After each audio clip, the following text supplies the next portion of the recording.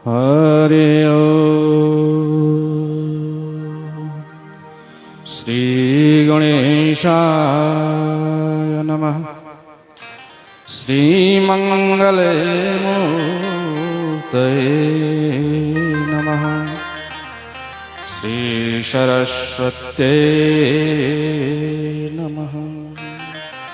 श्री वेदपुरुषाय नमः। श्री पुराणपुरुषाय नमः। श्री ज्ञानात्मने नमः। श्री अंतरात्मने नमः। सर्वज्ञातात्मने नमः। यज्ञात्मने नमः। श्री परमात्मने नमः। श्री राजराजेश्वर्ये नमः। आवाहित देवताभ्यो नमः। कृष्णं नारायणं वन्दे। कृष्णं वन्दे व्रजप्रियम्। कृष्णं द्वैपायनं वन्दे। कृष्णं वन्दे पृथासुतम्। चैतन्यं स्वमनं मनं मनमनं मानं मनं वामनं विश्वासारिशरं सरं सरशरं सारं सरं वासरं मायाजालधवं धवं धवधवं धवं धवं माधवं वैकुण्ठाधिपते भवं भवभवं भावं भवं शाम्भवम्।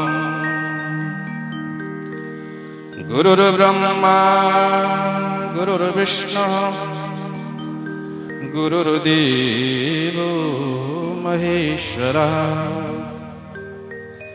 गुरुर्साक्षात् परब्रह्मः। तस्मै श्री गुरुवे नमः। जय जय श्री राधा रमण। जय जय नवल किशोर। जय गोपीचित चोर प्रभु। जय जय माखन चोर।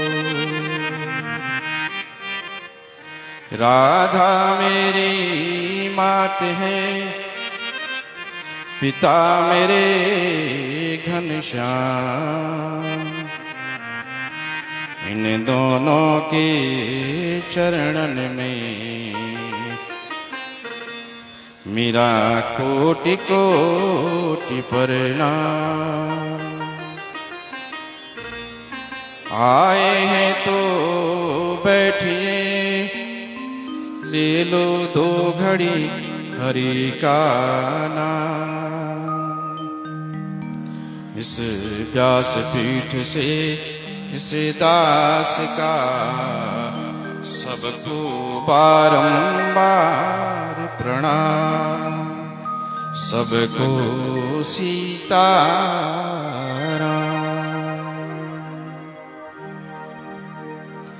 बोले वृंदावन बिहारी लाल की जय हो।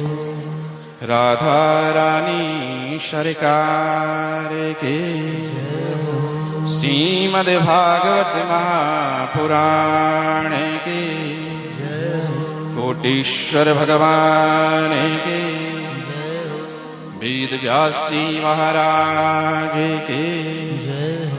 सुखदेव जी महाराज की जय हो। सब संतन की जय हो। सब भक्तन की जय जय श्री राधे श्याम। तो आइए मन वाणी को पवित्र करते हुए और फिर कथा की ओर प्रवेश करेंगे। कहते हैं कि जन्मांतरी भवित पुण्यम तदा भागवतम लभित। जब जीव की जन्म जन्मांतर कल्प कल्पांतर की पुण्यों का उदय होता है तब जीव को जो है सत्संग में आने का मौका मिलता है। कई लोग देख रहे हम जा रहे हैं, कथा हो रही है पांडाल में, लेकिन अंदर तक नहीं देखते हैं। जब जन्मों के हमारे पुण्य उदय होते हैं तब हमें ऐसे बीच में ऐसी कथा का श्रवण करने का सौभाग्य प्राप्त होता है सज्जनों। तो आइए मन और वाणी को पवित्र करते हुए और फिर कथा में प्रवेश करेंगे। जो करते रहोगे भजन धीरे धीरे, भजन धीरे धीरे तो मिल जाएगा वो सजन धीरे धीरे, तो मिल जाएगा वो सजन धीरे धीरे। जो करते रहोगे भजन धीरे धीरे तो मिल जाएगा वो सजन धीरे धीरे, तो मिल जाएगा वो सजन धीरे धीरे।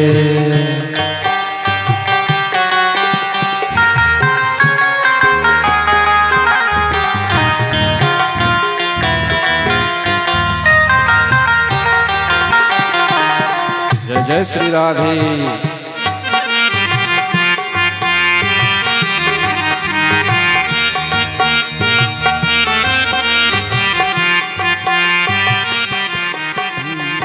अगर उनसे मिलने की दिल में तमन्ना, अगर उनसे मिलने की दिल में तमन्ना, दिल में तमन्ना, दिल में तमन्ना।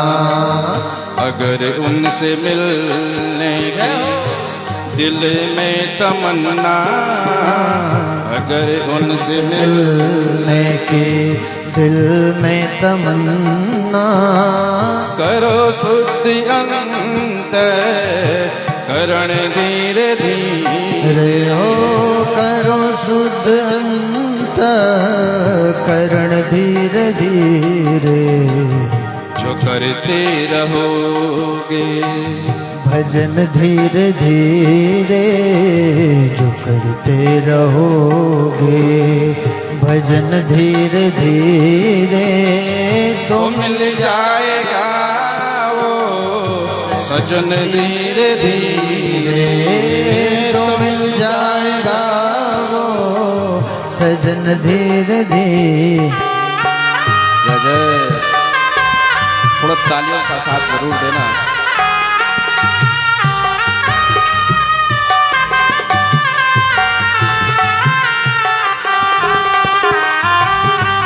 जय जय श्री राधे।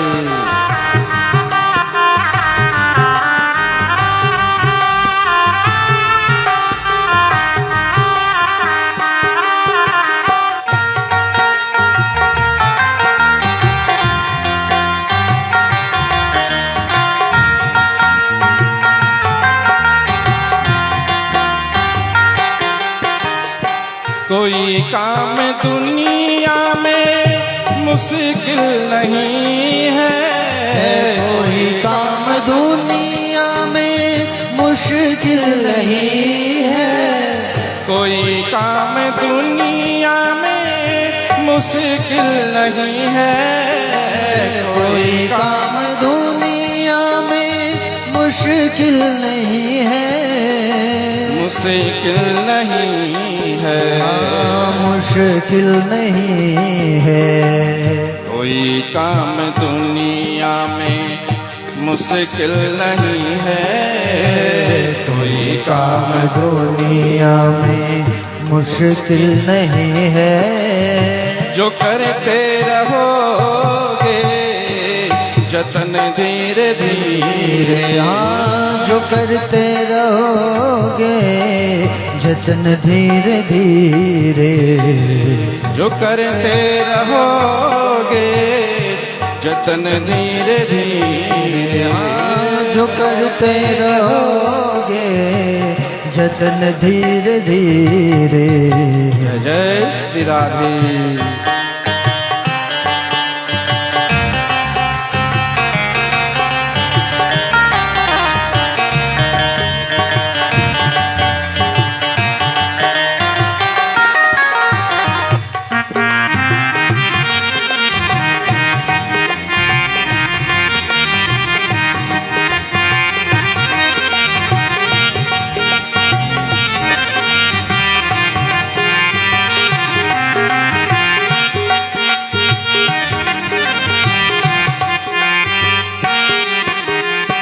करो प्रेम भक्ति से हरि की ये सेवा। करो प्रेम भक्ति से हरि जी की सेवा। करो प्रेम भक्ति से हरि की ये सेवा। करो प्रेम भक्ति से हरि जी की सेवा। हरि जी की सेवा। हरि जी की सेवा। करो प्रेम भक्ति से हरि की ये सेवा। करो प्रेम भक्ति से हरि की ये सेवा। तो मिल जाएगा वो रतन धीरे धीरे। तो मिल जाएगा वो रतन धीरे धीरे। जो करते रहोगे भजन धीरे धीरे। जो करते रहोगे भजन धीरे धीरे। तो मिल जाएगा वो सजन धीरे धीरे। तो मिल जाएगा वो सजन धीरे धीरे। तो मिल जाएगा वो सजन धीरे धीरे। बोलो राधा रानी सरकार की जय हो। परम मंगलमय परात्पर अखिलेश्वर अखंड ब्रह्मांड नायक भक्तवांछा कृपा सिंधु दीन बंधु दीनानाथ पतित पावन प्रियतम परमेश्वर नंदन नंदन यशोदानंदन भगवान कोटेश्वर महादेव जी की अहेतु की अत्यंत अनुग्रह अनुकंपा कृपा का यह प्रत्यक्ष कृपा प्रसाद आज आप और हम सभी यहाँ पर वैदिक विद्वानों की सानिध्य में, संत ब्राह्मणों संतों के सानिध्य में, आदरणीय हमारी मातृशक्ति युवा शक्ति सभी भगवान की भगवत प्रेमी जन आज इस मां भगवती अलकनंदा के इस पावन तट पर भगवान श्री महाकाल उनके श्री चरणों में आप और हमको इस दिव्य कथा का श्रवण करने का सौभाग्य प्राप्त हुआ। सज्जनों, आज कथा का द्वितीय दिवस। कल तो कथा थोड़ी सी हो पाई थी और अभी हमारे आचार्य जी ने बताया कि घंटे का समय, तो जितना भी हो उस दास से कथा का श्रवण आपको करवाएंगे। तो आप और हमको ये सौभाग्य प्राप्त हुआ इस पावन धरती पर उस भगवान की पुण्य गाथाओं को श्रवण करने की हमें शक्ति प्राप्त हो, ऐसा जो है भगवान कोटेश्वर भगवान से आप सभी जो है प्रार्थना करें। क्योंकि सज्जनों, जन्म जन्मांतर कल्पांतर की जब पुण्य जब उदय होते हैं तब हमें जो है सत्संग में आने का जाने का सौभाग्य जो है सज्जनों प्राप्त होता है।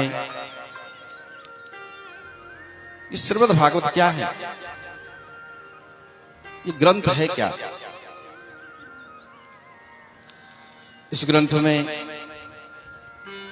12 स्कंद हैं और इन 12 स्कंदों में 335 जो है इसमें अध्याय, 18,000 श्लोकों की ये सुंदर पूर्ण संहिता है। वेद व्यास जी इसको लिखते हैं, कहाँ लिखते हैं, लेकिन जब तक हम इसको समझेंगे नहीं तब तक हमें, जैसे अगर हमारे मध्य में कोई बैठा हो और ऐसा बड़ा आदमी बैठा हो जिसको हम लोग जानते नहीं हैं, पहचानते नहीं हैं, तो हमारे लिए सब एक जैसे हैं। लेकिन अगर कोई कह दे कि तुम्हारे साथ में भाई बगल वाले जो हैं फलाने कलेक्टर साहब हैं, फलाने जगह के अधिकारी हैं, तो हमारी मनोवृत्ति तुरंत जो है बदल जाती है, अच्छा ये फलाने अधिकारी हैं। तो ऐसे ही जब तक हम इस ग्रंथ के बारे में पता नहीं होता है तब तक हम इस ग्रंथ को समझ नहीं पाते हैं। ये ग्रंथ है क्या। तो वेद व्यास जी इस ग्रंथ को लिखते हैं, भाव का नाम च सर्वस्वहम गतीनां परमां गतिं द्वन्द्वानीयं विषयाश्चैव सत्वं परमयोगिनः। ये भाव का नाम च सर्वस्व, जो भावुक जन है, जैसे आप लोग हैं, रसिक जन है। आपने सुनी कि कोटेश्वर में जो है पुराणों का आयोजन है, तो आप लोग दौड़े दौड़े जो है चले आए, न आओ देखा न ताओ देखा, न घर में जो है खाना पीना देखा, और दौड़ते दौड़ते कोटेश्वर में चले आए कि भाव का नाम च सर्वस्व। भावुक जनों के लिए जो है ये, रसिक जनों के लिए सब कुछ है। इससे सुनने से मिलता क्या है, गतीनां परमां गतिम। हर जीव चाहता है, हर मनुष्य चाहता है हमें सदगति की प्राप्ति हो। तो गतीनां परमां गतिम, सदगति की जो है प्राप्ति होती है। तो प्रभु प्रेमियों, संतों ने अपने भाव में इस प्रकार से कहा, द्वन्द्वानीयं विषयास्यैव सत्वं परमयोगिनः। जिस तत्व का दर्शन करने के लिए, ढूंढने के लिए योगी जन जो है गुफाओं में जाते थे, कंदराओं में, बौण पंजन हम जाने, घास काटो, कक्ष बोल घास है, कक हरियों बोलो। तो ऐसे ही गुफाओं में, कंदराओं में जाते थे, लेकिन वो तत्व उनको वहां नहीं मिल पाता था, जो तत्व जो है इस वांग्मयी भगवान कृष्ण की वांग्मयी प्रतिपूर्ण में है, श्रीमद् भागवत में है। इस तत्व को का दर्शन जो है उन अमलात्मा विमलात्माओं ने इस श्रीमद् भागवत ग्रंथ के अंदर किया। तो गति की नाम परमाम गतिम, जो इस ग्रंथ के अंदर जाकर के, और इसका एक श्लोक हो, आधा श्लोक हो, उसका एक चौथाई हो, उसको अगर श्रवण कर लेता है, पढ़ लेता है, तो गति नाम परमाम गतिम, उसका जीवन जो है धन्य हो जाता है। इसलिए सज्जनों, सबसे पहले तो यह भागवत चतुश्लोकी रूप में वेद व्यास जी ने ब्रह्मा जी को दी, और ब्रह्मा जी ने इन 4 श्लोकों को 18,000 श्लोकों में जो है परिणित किया। जैसे हम पौधा लगाते हैं और पौधा लगाने के बाद उसमें जल डालते हैं, सींचते हैं उसको, और उसकी देखभाल करते हैं, तो उसी प्रकार से ब्रह्मा जी ने 4 श्लोकों को जो है 18,000 श्लोकों में फैलाया, और सबसे पहले जो है नारायण जी के चरणों में ले गए, और नारायण जी से कहा कि प्रभु, ये दिव्य ग्रंथ जो आपका है, आपने तो 4 श्लोकों में दिया था, लेकिन मैंने इसको खाद पानी दे करके इसका निरूपण किया, और इस ग्रंथ को मैंने आज जो है 18,000 श्लोकों में बना करके, ये ग्रंथ तो है आपका, और आपके चरणों में यह ग्रंथ मैं समर्पण करता हूं। इसको आप जो है अपने एक स्टंप लगा दें, मोहर, ये स्टंप लगा दें कि हाँ ठीक है, इसमें कोई गलती नहीं है। तो नारायण के चरणों में ले गए, मां भगवती लक्ष्मी भी जो है भगवान के चरणों में बैठी थी। तो ब्रह्मा जी कहते हैं कि मां, पहले ये भागवत था, ओनली भागवत। तो मां भगवती भी बैठी थी। मां भगवती ब्रह्मा जी ने कहा कि मां, आप भी इस ग्रंथ में अपना स्टंप लगा दें, मोहर लगा दें, ताकि मुझे भी शांति मिले। मेरे मन को यह हो कि चलो दोनों ने जो है स्टंप लगा दी है। तो मां कहने लगी कि मैं क्यों लगाऊं इसमें, मेरे को तुमने पूछा था क्या? तुम तो आए नारायण के पास हो। उन्होंने लगा दी। लेकिन आग्रह करने पर, भगवती किशोरी के आग्रह करने पर मां भगवती लक्ष्मी ने इस पर जो है मोहर लगा दी। और मोहर किस प्रकार की लगाई? श्री। और श्री का अर्थ होता है लक्ष्मी। हमारे विद्वज्जन जब टीका चंदन करते हैं तो श्रीश्चते ही लक्ष्मी सहपत्र्याम बहुरात्र ही, और उसके बाद अक्षत लगाते हैं, चावल लगाते हैं। जब तक जो है लक्ष्मी और नारायण, लक्ष्मी के बिना नारायण अधूरे हैं, और नारायण के बिना लक्ष्मी जो है अधूरी है। तो दोनों ने जो है, भगवती ने, मां भगवती किशोरी ने अपनी स्टंप लगाई और वेद व्यास जी ने भागवत के आगे जो है श्री लगा दिया, उसको कर दिया श्रीमद। अहंकार को तोड़ना। मद, मद तो जानते हैं आप, तो सोच लो, अहंकारी व्यक्ति। इस प्रकार से लक्ष्मी की कृपा प्राप्त करते हुए ऐसे पावन पवित्र ग्रंथ को इस पावन धरा पर हम जैसे, आप जैसे जीवों के उद्धार के लिए इस दिव्य ग्रंथ को भगवान ने प्रकट किया। इस ग्रंथ के अंदर है क्या? तो ऋषियों ने सूत जी से प्रश्न किया कि हे सूत जी, आप जो हमें इस दिव्य ग्रंथ के बारे में बताएं, इस ग्रंथ में है क्या? तो आइए श्रीमद् भागवत के पहले श्लोक में चलते, कल तो हो नहीं पाया था। सच्चिदानंद रूपाय विश्वोत्पत्त्यादि हेतवे तापत्रय विनाशाय श्री कृष्णाय वयं नमः। सत्य, चित्त और आनंद। भगवान कैसे हैं, भगवान का स्वभाव कैसा है, और भगवान के स्वरूप क्या है, उस बारे में बताया। सत्य क्या है? जिसका कभी अंत न हो, जो सत्य था, सत्य है और आगे भी रहेगा, वो सत्य है। कभी इस सत्य का अभाव न हो। और दूसरा बताया चित्त। चित्त कहते हैं एक तो मन को भी, और एक चित्त होता है प्रकाश। और उस प्रकाश को भगवान को कोई प्रकाश की आवश्यकता नहीं होती। हमें जो है इस लाइट, अंधेरा हो जाएगा तो दिखेगा नहीं, तो लाइट जलानी पड़ेगी। लेकिन उस परमात्मा को चाहे अंधेरा हो, उसको किसी प्रकाश की आवश्यकता नहीं है। सत्य और चित्त। और तीसरा बताया आनंद। जिस आनंद को हम लोग जो हैं, भगवान ने तो बताया कि सब कुछ करते हुए भी, और सब कुछ करने के बाद जो बार बार जो है मुझको ही बजता है, वो सबसे बड़ा आनंद है। लेकिन हम लोगों ने एक छोटा सा कहीं मकान का टुकड़ा बनाया, कहीं पे जमीन ली, दूसरे जगह आनंद आ गया जी, आज तो मेरा जीवन धन्य हो गया, मैंने तो जो है आज एक टुकड़ा ले लिया।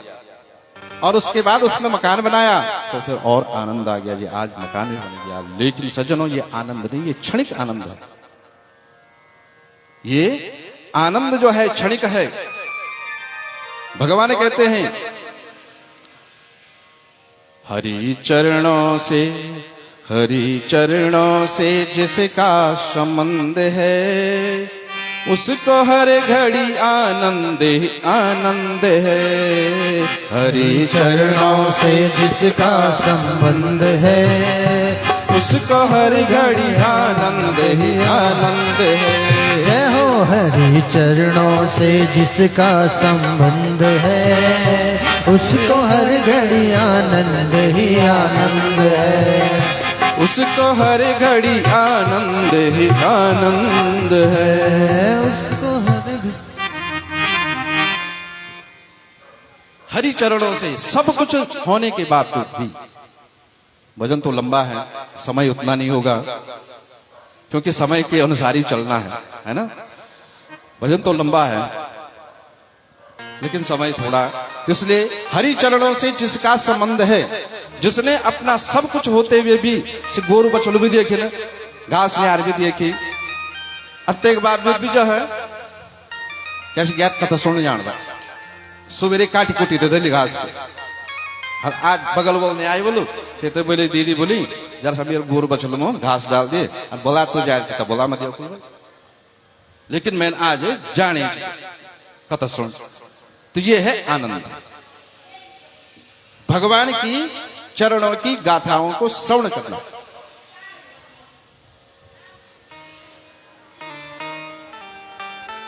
बैठ करके जो है जरा हाला निकल दो,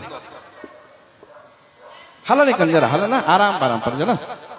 तो इसलिए हरि चरणों से जिसका वो सबसे बड़ा आनंद है, सत्य चित्त और आनंद विश्वोत्पत्त्यादि हेतु। और उसके बाद बताया कि विश्व की उत्पत्ति, विश्वोत्पत्त्यादि हेतु जो विश्व की उत्पत्ति करते हैं ब्रह्मा बन करके, जो विश्व का पालन करते हैं विष्णु बन के, और जो अंत में इस धरती को अपने में ही जो है समाहित कर देते हैं, किस बन करके? शंकर बन करके। ऐसे परमात्मा विश्वोत्पत्त्यादि हेतु, भगवान किसी को कभी भूखा नहीं सुलाता सजनों, भगवान कभी किसी को भूखा नहीं सुलाता है। जन्म लेने से पहले परमात्मा उसके खाने की व्यवस्था करता है, लेकिन अगर उसके बाद भी अगर हम थोड़ा सा प्रयत्न नहीं करेंगे, कोशिश नहीं करेंगे, तो भगवान कहते हैं मैंने तो रखा हुआ है, तुझे थोड़ा सा जाना पड़ेगा। एक बार मां भगवती रुक्मिणी भगवान की परीक्षा लेती है। भगवान कभी किसी को भूखा नहीं सुलाते। मां भगवती रुक्मिणी भगवान की परीक्षा लेती है। सवेरे प्रातः काल उठती है और उठ करके इस धरती पर जो है एक चींटी, उस चींटी को पकड़ती है और पकड़ करके उस चींटी को एक माचिस की डिब्बी या किसी बर्तन में डिब्बी में जो है बंद कर देती है, और मन में सोचती है कि भगवान कहते हैं कि विश्वोत्पत्त्यादि हेतु कि मैं तब सोता हूं जब मैं सबको सुला देता हूं, मैं तब खाता हूं जब मैं सबको खिला देता हूं। सजनों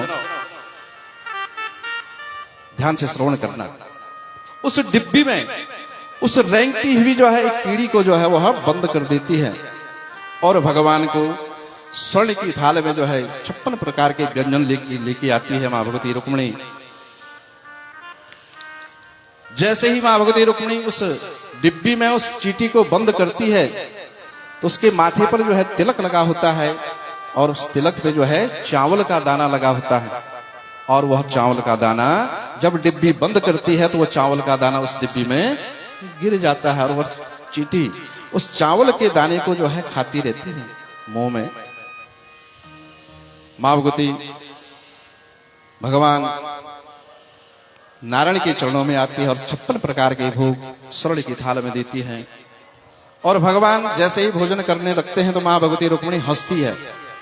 तो भगवान कहते हैं कि हंसती क्यों है?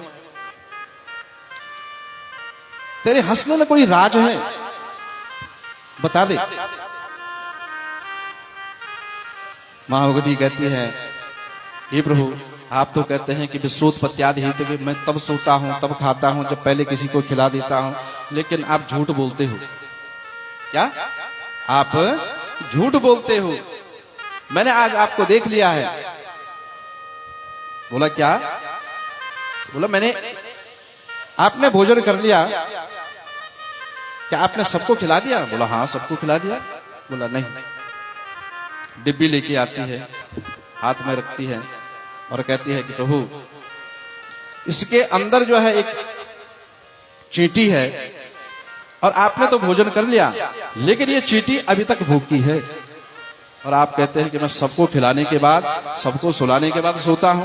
भगवान कहते हैं ऐसा हो नहीं सकता है। सज्जनों, आजकल देखा होगा आपने, जगह जगह लंगर लगे होते हैं, सब जगह लंगर लगे हुए हैं। आजकल तो वैसे भी यात्रा सीजन चल रहा है, लंगर लगे हुए हैं जहां जाओ। तो भगवान मां भगवती रुक्मिणी जैसे ही इस प्रकार से कहते हैं, भगवान के सामने उस डिब्बी को खोलती है और वो चींटी उस डिब्बी में, उसके मुख पे जो है वो चावल का दाना लगा होता है, उसको खाती रहती है।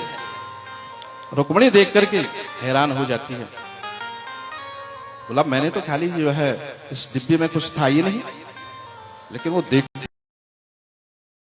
तो ऐसे हैं वो परम पिता परमात्मा, विश्वोत्पत्त्यादि हेतवे, जो विश्व की उत्पत्ति करते हैं ब्रह्मा बन करके, विश्व का पालन करते हैं विष्णु बन करके, और जो विश्व का संहार कर देते हैं, अपने में ही जो है समा लेते हैं, वो हैं शंकर बन करके। ऐसे परम पिता परमात्मा श्री कृष्णाय वयं नमः, ऐसे भगवान को हम बारंबार जो है प्रणाम करते हैं। तो इसलिए सज्जनों,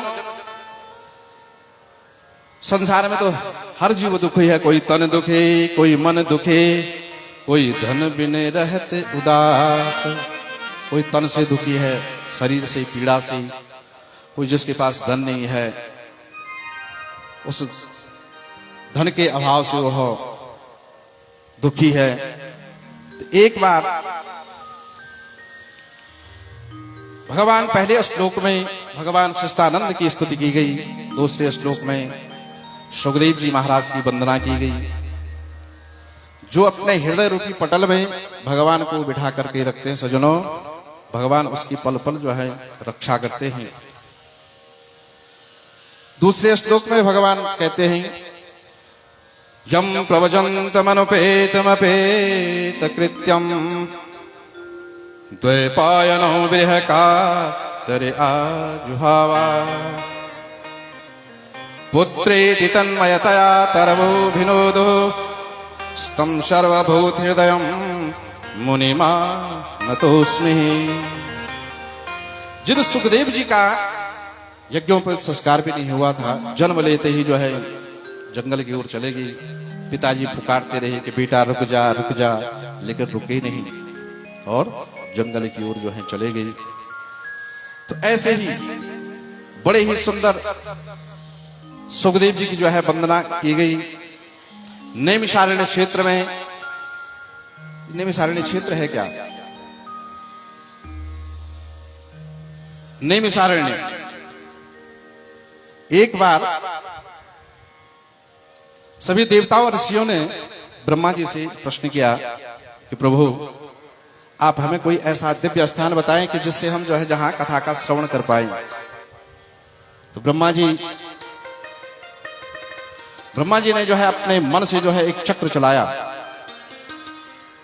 और चक्र को चलाते हुए उस चक्र को जो है छोड़ दिया। उस चक्र को छोड़ने के बाद देवताओं और ऋषियों से कहा, अरे देवताओं, ये मेरे चक्र जो है छोड़ दिया है, जहां ये रुक जाएगा वही स्थान जो है सबसे उत्तम होगा, तुम इनके पीछे चलते जाओ। तो सभी देवता जो है ऋषि सब चलते गए और वह चक्र की गति, नेमी कहते हैं गति को, और उस चक्र की गति जो है एक अरण्य में जाकर के रुक गई। अरण्य कहते हैं जंगल को, वन को। वह गति वहां पर रुक गई और वहीं पर जो है वह उसका नाम पड़ गया नैमिषारण्य। उस नैमिषारण्य क्षेत्र में नैमिषासु तमासीनो विवाद्या महामतिम, नैमिषारण्य क्षेत्र में शौनक आदि 88,000 ऋषि बैठे हैं। उन्हीं के मध्य में श्री सूत जी का जो है आगमन होता। सज्जनों, 16 वर्ष की अवस्था, और उसी अवस्था में सभी ऋषि मुनि उठ करके जो है सूत जी को प्रणाम करते हैं तो सूत जी उनको कहते हैं कि प्रभु मैं तो एक 16 साल का बच्चा हूं, आप तो इतने बुजुर्ग हैं, आप मुझे जो है प्रणाम क्यों करते हैं? तो ऋषियों ने कहा कि प्रभु हम आपकी इस हाड़ मांस की काया को प्रणाम नहीं करते हैं, आपके अंदर बैठा हुआ जो ज्ञान है उस ज्ञान को प्रणाम करते। धन वृद्धा बल वृद्धा च आयु वृद्धा तथैव च ते सर्वे ज्ञान वृद्धा च किंकरा शिष्य किंकरा। क्या हमारे पास धन है, हम बड़े हैं? सूत जी ऋषि जी कहते हैं प्रभु जिसके पास धन है वो बड़ा नहीं, आयु वृद्धा तथैव च, उम्र में कोई बड़ा है, उम्र में भी कोई बड़ा नहीं है।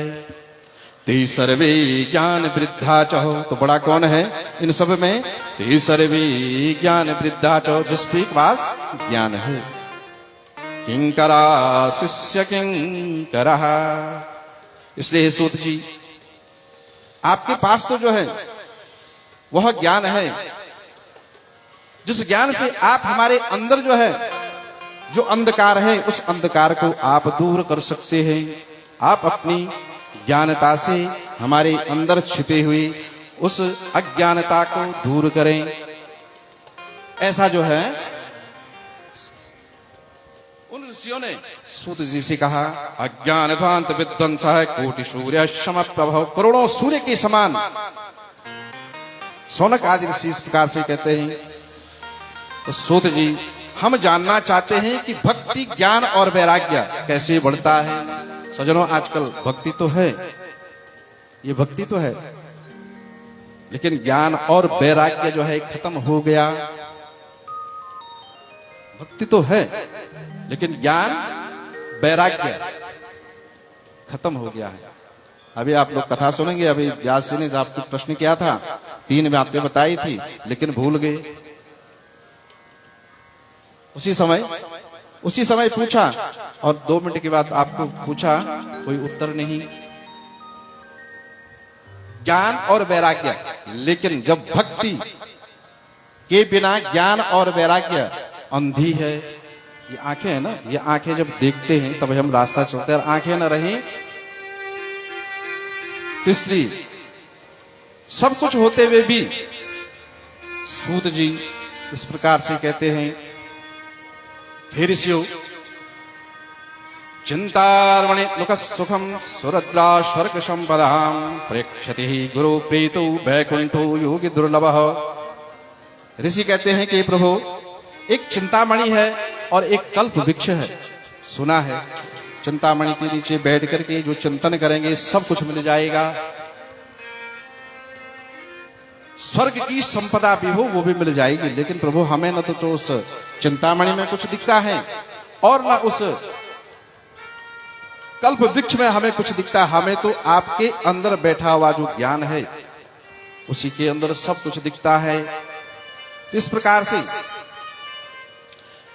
सूत जी कहते हैं, सुनते हुए बड़े गदगद हो गए और कहने लगे, काल प्यार मुखग्रास त्रास निर्णास हेतवे, काल रूप अजगर है देखो, काल रूप अजगर है देखो, अपना मुंह फैलाए।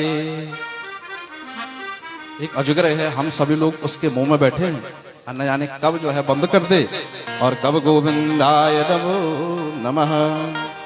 काल रूप अजगर है देखो, अपना मुंह फैलाए, पता नहीं ये बैरी जग में कब किसको ले जाए, भरी बस्तियों को जाने कब कर देगा नुकसान, राजा रंक धनी और निर्धन सब हैं एक समान, सभी को जाना एक दिन शमशान। सूत जी कहते हैं, हे ऋषियों, सबने एक दिन जो है इस धरती को छोड़ करके जाना है। अजगर रूपी काल उस सर्प के मुंह में है। जिस प्रकार से एक लड़की को माता पिता पालते हैं और उसको 18-20 साल के बाद अपने ससुराल को जाना ही पड़ता है। तो पूज्य गुरुदेव लिखते हैं,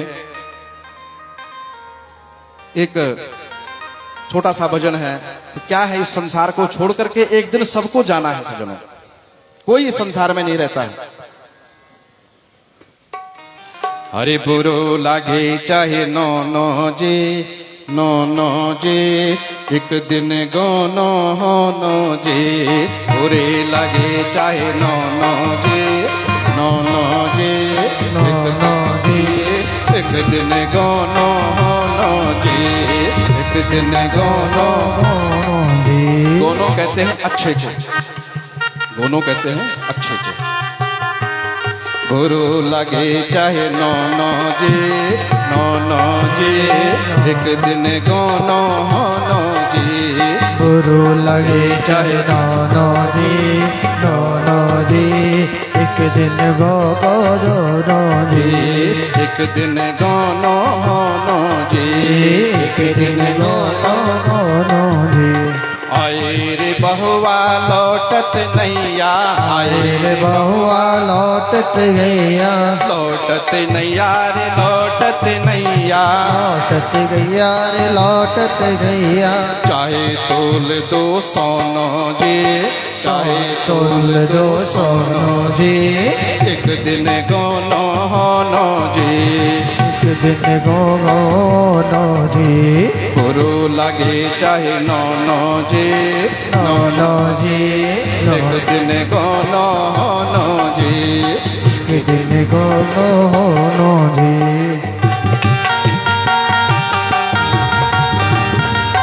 जय जय।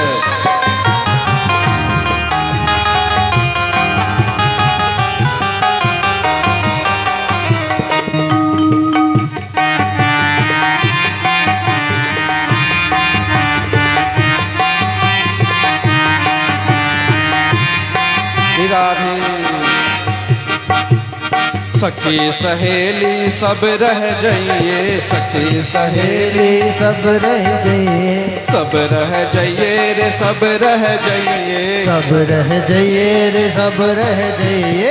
सजनों देखो कितना ही प्रेम क्यों न हो बिटिया से, लेकिन एक दिन उस बिटिया ने अपने पिता रूपी माँ रूपी मायके से और उस पति रूपी ससुराल को एक दिन जरूर जाना है, कितना ही प्रेम क्यों न हो। अरे सखी सहेली सब रह जाइए, सखी सहेली सब रह जाइए, सब रह जाइए रे सब रह जाइए, सब रह जाइए रे सब रह जाइए।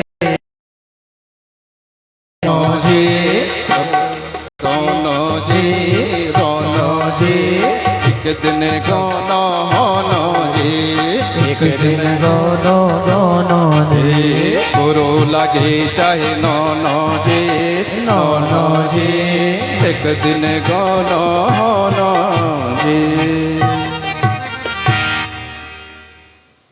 चाहे बिटिया से कितना ही प्रेम क्यों ना हो, लेकिन एक दिन उसने जो है अपनी माँ के घर को, पिता के घर को जो है छोड़ करके जो है और अपने ससुराल को जाना। इसलिए प्रभु प्रेमियों, हम सबका जीव का जो है परम कर्तव्य यही है, इस जगत रूपी पिता के घर जाने की तैयारी हमें पहले ही कर लेनी चाहिए। ये तो जो है दुखालय है, इसलिए इस घर से जो है एक परमात्मा का घर और भी है, और वहां जाने के लिए तैयारी पहले से होनी चाहिए। एक बार स्वर्ग में बैठे सभी देवताओं को एक बार पता लगा कि आज वेद व्यास जी किसी को कथा का श्रवण करवाने जा रहे हैं। तो वहां से सभी देवता स्वर्ग से सुधा कुंडो ग्रेत पीतम देवास्तत्र समागमः अमृत का कलश लेकर के आते हैं, और वहां लेकर के देवताओं ने वेद व्यास जी से कहा कि प्रभु हमने सुना है कि आप राजा परीक्षित को कथा का श्रवण करवा रहे हैं। बोला ठीक है, सुना रहे हैं। सुखदेव स्वामी कहते हैं कि हाँ बिल्कुल ठीक सुना। तो देवताओं ने कहा कि प्रभु कथा सुधा प्रेक्षोत्तम गृहत्वीत सुधा मिमाम, कहने लगे प्रभु हम ये स्वर्ग से जो है अमृत रूपी कलश लेकर के आए हैं, आप इस अमृत रूपी जो कलश है, इसका जो अमृत है, इसको जो है राजा परीक्षित को पिला दें और हमें जो आप कथा का श्रवण करवाने जा रहे हैं, वह कथा का श्रवण आप हमें करवाएं। देखो इस कथा का कितना ताकत है इस कथा में। जब इस कथा को श्रवण करने के लिए स्वर्ग से देवता भी इस धरती पर आते हैं और हमें तो हिंग लगे न फटकरी, रंग निकले चोखा, कुछ करना नहीं पड़ा, खाली घर से आए और कथा का श्रवण करने का सौभाग्य प्राप्त हुआ। तो जब देवता भी इस कथा का श्रवण करने के लिए आते हैं तो हमें तो जो है ये कथा श्रवण करने का सौभाग्य प्राप्त होता। तो सुखदेव स्वामी कहते हैं, हे ऋषियों, वह सदा कथा लोक ही वकाचो मणि महान ककुप्यतुल बलर कल्प सोन। वो कथा सुधा और वो कथा मणि और कांच। कोई तुम तो बोलो जो पितुल दियो बोलो जो सोन छे गो तो मैं दियावल जो 22-24 कैरेट हो छ आयो तुम जो छो ये तो 15 कैरेट हो छ, यो तो नीच भाई दी दियो ना। कहा मणि और कहा कथा। देवता इस प्रकार से कहते हैं। सुखदेव स्वामी कहते हैं कि इसमें अगर तुम आते ना, कथा सुनने आते खाली, तुम्हें कथा का श्रवण भी करवा दी कहा, लेकिन आप तो आए हैं किसमें? स्वार्थ बन करके। देवता लोग भी बड़े स्वार्थी हैं और स्वार्थ अपना काम निकालना जानते हैं और अपना काम निकाला। इसलिए किसी ने पूछा कि कथा की विशेषता फिर क्या है, तो उस कथा की विशेषता जो है बताते हैं कि आप जो है भक्त बन करके आते तो मैं तुम्हें जो है कथा का श्रवण करवाता, लेकिन आप जो है अभक्त बन करके आए हैं। इसलिए हे देवताओं, तुम जल्दी से यहां से भाग जाओ। और देवताओं को भगा दिया। सभी वहां से भाग कर गए, ब्रह्मा जी के पास गए। ब्रह्मा जी से कहा कि प्रभु, हम तो गए थे कथा सुनने, लेकिन वहां सुखदेव जी ने हमको भगा दिया। क्या हम कथा सुनने लायक नहीं थे? हमें क्यों नहीं सुनाई? तो ब्रह्मा जी क्या कहते हैं? स्वर्गे सत्येच कैलासे वैकुंठे नास्त्यं रसः अतः पिबन्तु सदा भक्त्या यान्यामंचन कहर्चितम। ब्रह्मा जी कहते हैं कि कथा न तो स्वर्ग में मिलती है, न वैकुंठ में मिलती है, न कैलाश में यह कथा सुनने के लिए नहीं मिलती है। ये मिलती है तो केवल ही केवल इस धरती पर जो है कथा का श्रवण करने का सौभाग्य जीवों को जो है इस धरती पर प्राप्त होता है।